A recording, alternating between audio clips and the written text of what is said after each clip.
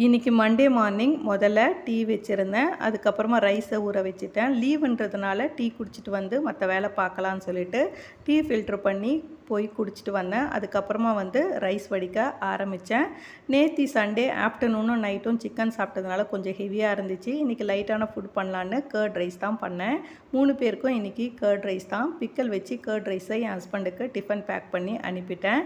நேற்று Sunday morning ஈஸ்டருக்காக சர்ச்சுக்கு கிளம்புனோம். ஆட்டோ புக் பண்ணியிருந்தோம். வெளியில் ஆட்டோ வெயிட் பண்ணிச்சு. ஆட்டோலேயே சர்ச்சுக்கு கிளம்புனோம்.